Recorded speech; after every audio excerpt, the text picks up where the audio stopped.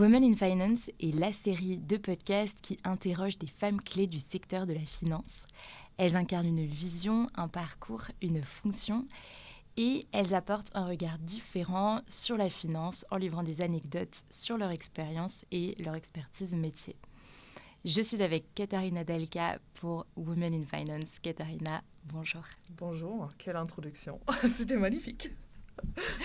Katharina, alors je pense qu'il est important de dire en tout début de ce podcast que tu es allemande, que tu es née en Allemagne et que tu as grandi là-bas. Et c'est au moment du bac que tu es partie vivre en France, où tu as habité pendant 15 ans avant de déménager à Londres, où tu exerces actuellement. C'est correct. Et alors, tu es experte en stratégie et en investissement. Tu conseilles les entreprises et les institutions financières en mettant l'accent sur la technologie. Et tu es spécialisée dans les opérations transfrontalières complexes, en particulier en Europe, en Afrique et au Moyen-Orient. Alors, tu as près de 18 ans d'expérience dans le secteur de la finance. Quelle est la leçon la plus marquante que tu as apprise au cours de ta carrière ? Il n'y a pas de développement professionnel sans développement personnel. Et c'est devenu d'autant plus flagrant depuis que j'ai ma propre entreprise. Donc ça fait maintenant 4 ans et demi. Et j'ai assez rapidement remarqué que si je ne me développe pas personnellement, l'entreprise ne va pas progresser. Ça demande beaucoup de courage d'avoir sa propre entreprise.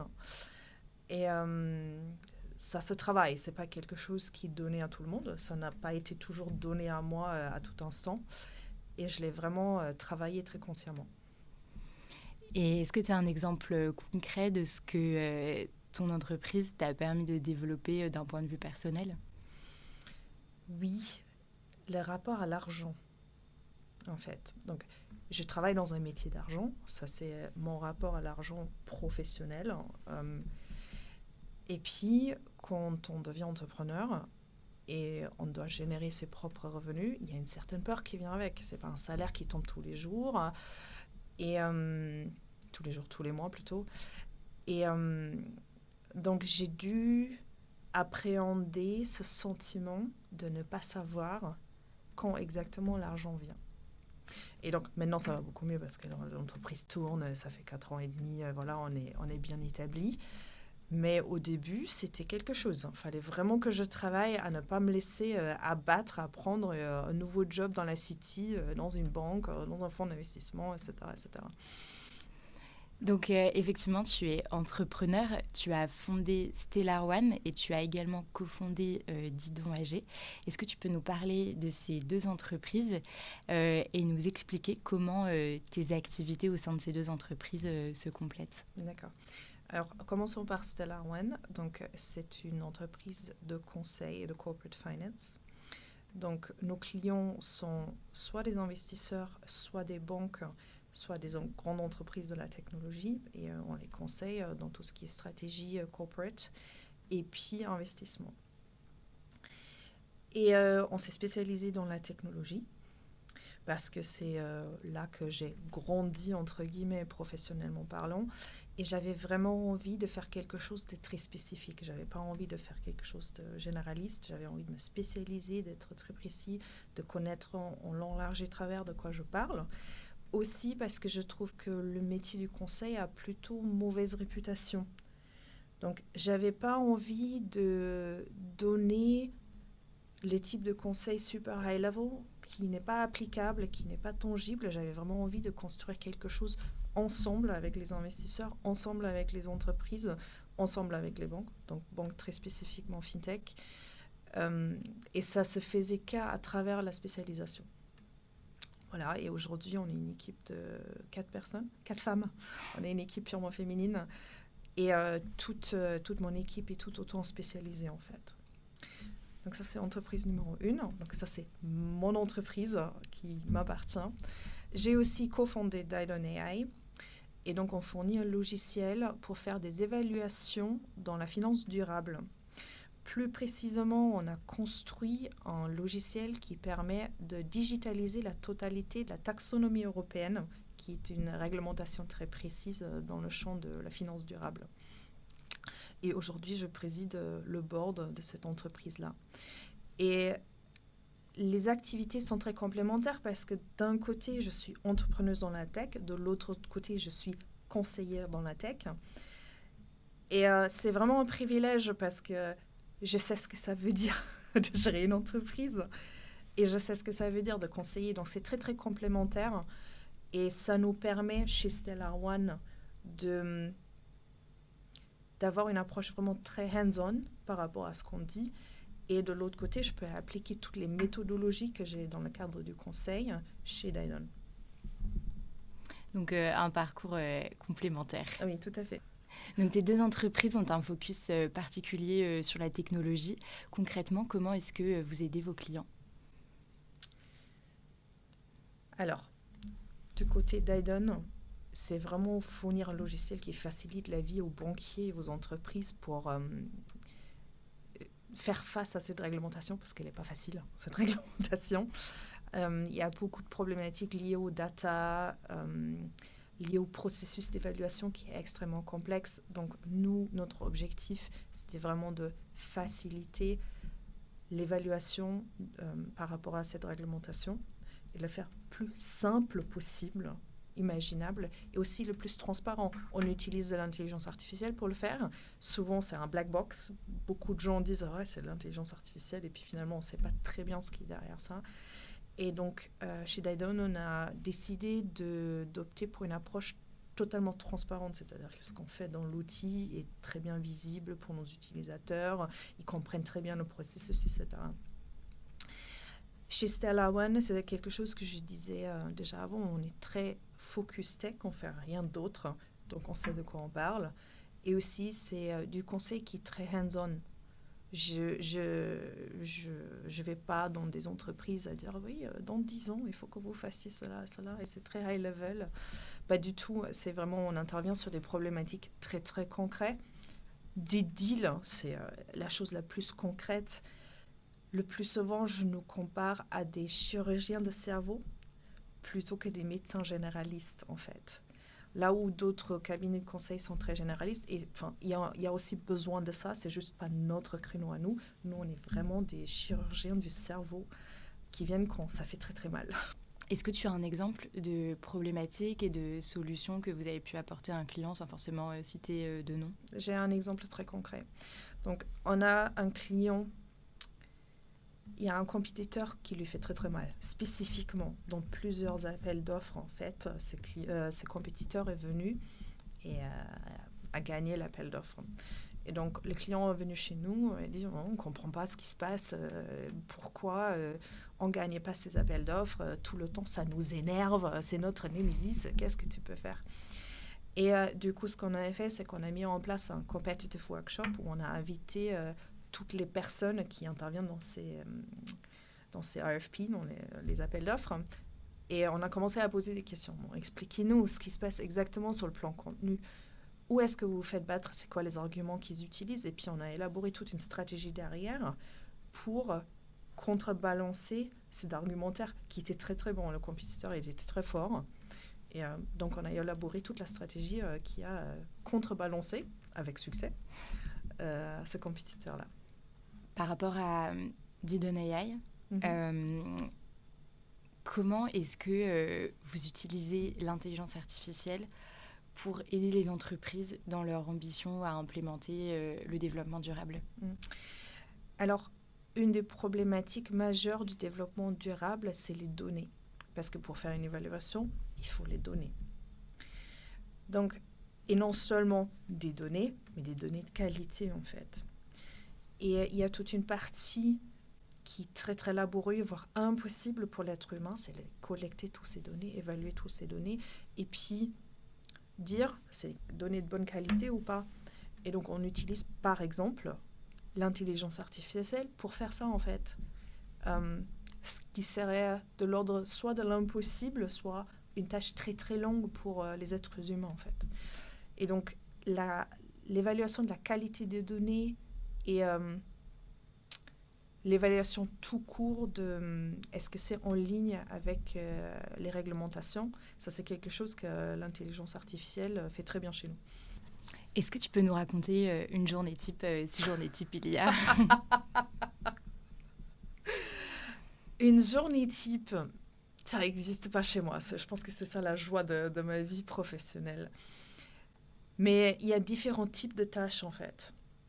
Il y a une type de tâche qui est la production, où je produis des analyses, des documents, vraiment de la connaissance de marché. Donc ça c'est la production.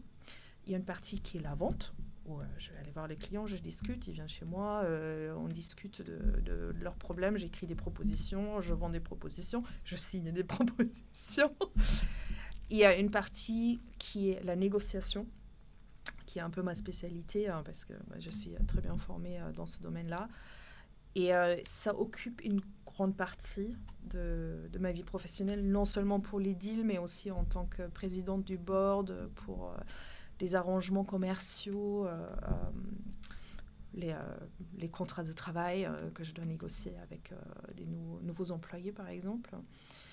Il y a toute une partie administration, où je dois préparer des rapports annuels, où je dois m'occuper du background juridique des deux entreprises, où je gère les avocats. Quand une entreprise grandit, il y a un certain nombre de dispositions juridiques qu'on doit prendre en termes d'assurance, en termes de contrat de travail, en termes de confidentialité, en termes de droit IP. Donc, il y a toute cette partie administrative qui prend aussi pas mal de temps, en fait. Et il y a toute une partie gestion de l'humain, où il faut s'occuper des équipes, il faut s'occuper des relations business avec mes cofondateurs. Il faut s'occuper aussi, sur le plan humain, des relations clients, parce que c'est quelque chose qui, chez nous, est très important. On met l'humain au centre de notre travail. Je dis toujours, un deal ne s'est jamais fait si les gens ne s'entendent pas, en fait. Donc, quand on gère des négociations, c'est vraiment très, très important. Enfin, on fait très attention à ça, en fait. Donc, journée type, non, mais activité type, oui. Alors, on vient de développer cette casquette d'entrepreneur que tu as sur Stella One et Didon AI. Mais cette casquette d'entrepreneur, elle ne se limite pas seulement à ces deux entreprises commerciales, puisque tu as également fondé March Women, qui est une association de femmes dans les fusions-acquisitions. Est-ce que tu peux nous parler de cette association et nous dire ce qui t'a poussé à t'engager? Oui, alors, cofonder, c'est un bien grand mot. J'étais une des premiers membres. D'accord? Donc, la fondatrice s'appelle Laura Brunnen. Shout out to Laura. Et puis, elle a été une avocate dans la City pendant 20 ans. Et elle en a eu marre. Et elle s'est rendue compte que la façon avec laquelle les deals sont faits, ça ne lui convenait pas, en fait. Et puis, elle a aussi vu que les femmes sont totalement sous-représentées, discriminées. Enfin bref, c'est très récurrent dans notre domaine d'activité. C'est male-dominated, comme on dit en anglais. Et puis donc, elle a fondé cette association. Et puis, moi, j'ai fait connaissance avec elle sur LinkedIn. Je lui ai posé plein de questions. Et puis, au fur et à mesure, elle a créé cette association. Et aujourd'hui, alors je ne sais pas combien de membres exactement il y en a, c'est en train de grandir, c'est une folie. Il y a toutes sortes de professions représentées, des avocates, des femmes comme moi dans le conseil, plus côté finance, valuation analyst, mais toute la panoplie des professions dans les mergers and acquisitions est représentée aujourd'hui dans cette association. Et puis, on a envie... Alors déjà, on fait du business ensemble, d'accord? Donc, c'est un club de femmes qui fait du business. Et on a aussi envie de changer cette profession, d'amener un peu plus nos codes à nous. Et puis, par ailleurs, on fait aussi plein d'activités sympas, culturelles, des présentations sur des sujets qui nous intéressent. On organise des petits déjeuners, des déjeuners, des dîners, etc., pour échanger sur le métier, en fait. Alors, quels sont les codes, justement, que vous aimeriez apporter à cette industrie? Qu'elles soient un peu plus inclusives. En fait, quand on rentre dans un événement White Women, il y a toujours des groupes de femmes qui sont en train de discuter. Et quand on s'approche des groupes, systématiquement, le langage corporel, les femmes ouvrent le cercle et à la nouvelle personne qui vient d'arriver puisse se joindre à la conversation. Mon expérience personnelle, c'est que quand je vais dans des événements mixtes où il y a une majorité d'hommes, c'est comme ça. C'est vraiment, ils tournent l'épaule et puis tu n'es pas la bienvenue en fait. C'est un exemple typique. Après, je pense qu'on a aussi une façon de négocier qui est un peu plus basée sur le consensus. Moi, dans ma vie, j'ai remarqué qu'on a des meilleurs résultats comme ça que si on rentre dans le conflit direct, dans une négociation de deal. Ça ne marche pas du tout, en fait. Est-ce que tu vois d'autres avantages à la féminisation du secteur ? Oui, plus de croissance économique. Enfin, quand on regarde les statistiques par rapport à tout ce qui est investissement venture capital dans VC, c'est assez visible que alors, les femmes ont très peu de capital est investi dans des entreprises qui sont gérées par des femmes. Mais quand ça investit, ça génère beaucoup, beaucoup plus de bénéfices que la moyenne des entreprises gérées par des hommes. Donc déjà, il y a un argument financier très clair par rapport à ça. Je pense que c'est aussi vrai dans les plus grandes entreprises.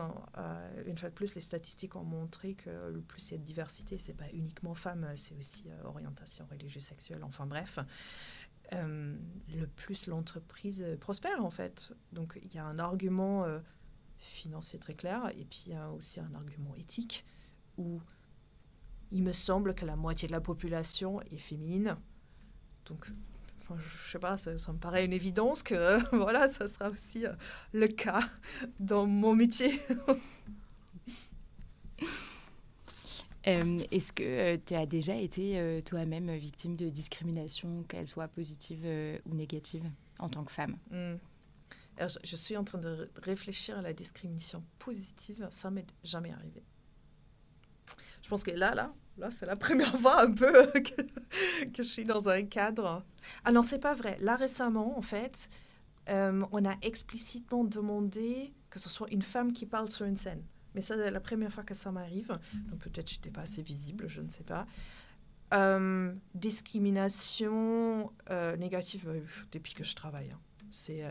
C'est un sujet qui était omniprésent, depuis que je travaille. Et ça allait du harcèlement sexuel, dans le sens juridique du terme, vraiment, à la discrimination, où c'est un peu plus flou, à des commentaires ou des conversations, enfin, des monologues plutôt, parce que je ne participe pas à ce genre de choses, des monologues sur moi, sur mon apparence, totalement inadmissible. Enfin, c'est récurrent dans ma vie de travail, malheureusement.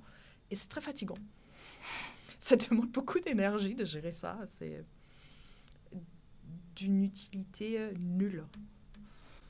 Ce sont des choses dont vous discutez au sein de l'association March Women ?